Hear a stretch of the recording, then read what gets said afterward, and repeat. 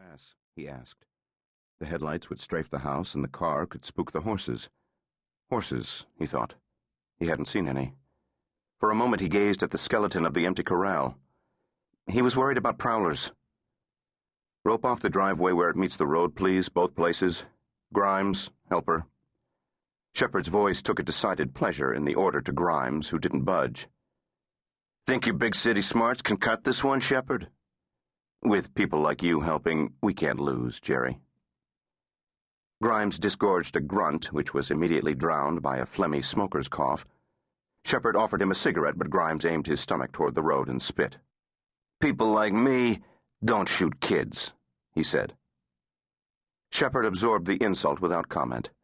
He looked down to the blanket and lit the cigarette, believing that smoke might keep away the germs of death, just as it keeps away plague or mosquitoes. At any rate, it was a conscience easer and better than no breakfast at all. The smoke rushed to his head and mixed with the smell of eucalyptus, which made it almost pleasurable. Beside him, the crime scene investigator unwrapped a piece of purple aromatic gum and placed it in his mouth. Grape, a Pavlik staple.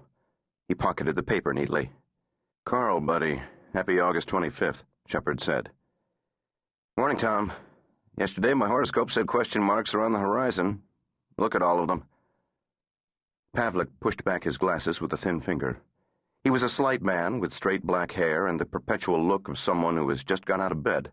Only his eyes were free of the general sense of dilapidation. They studied Shephard's face, then returned to the ground in front of them. "Let's see what we can answer." Shephard pulled back the blanket and looked again at the black and blistered face, scorched, hairless, and still oozing fluid, cheeks and throat distended like a bullfrog in mid-croak. Protruding from the forehead was a blackened rock. Then he noticed the odor, localized but distinct. Burned flesh, he thought, sweet and repellent. He pulled away the blanket. The body was an obscene extension of the face. Chest a swollen quilt of blisters, stomach and genitals overrun with blebs, legs and arms an edematous outbreak.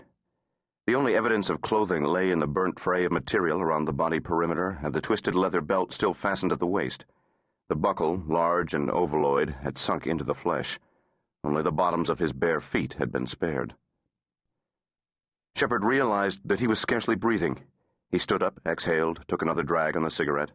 Slanting vertigo, a queasy slosh in the stomach.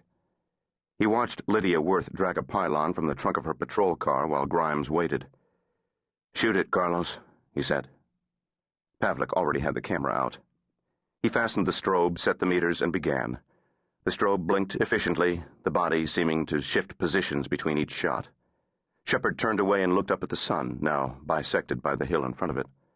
He noted that the mockingbird was still singing happily, immune to what was revealed below. Pavlik ran through the roll of 36 almost without stopping. Shephard waved the camera away and bent back down. He worked carefully but quickly, tilting back the head, prying open the mouth and easing 2 fingers inside. Out came a wad of dry paper, green and white. Then another, and another. 6 in all, with more beyond reach in the throat. Pavlik held out a plastic bag and Shephard dropped them in, saving the last. The wad was the size of a golf ball, but much lighter. He stood up and unraveled it beneath the intent, bespectacled stare of Pavlik. Bills. 200s, 250s, 220s. $340, said Pavlik, a detail man. Shephard worked his fingers across the bills, locating in his flashlight beam the red and blue hairs, then dropped them into the bag. The crime scene investigator snapped it closed, as if the money might attempt an escape. Shephard looked down again.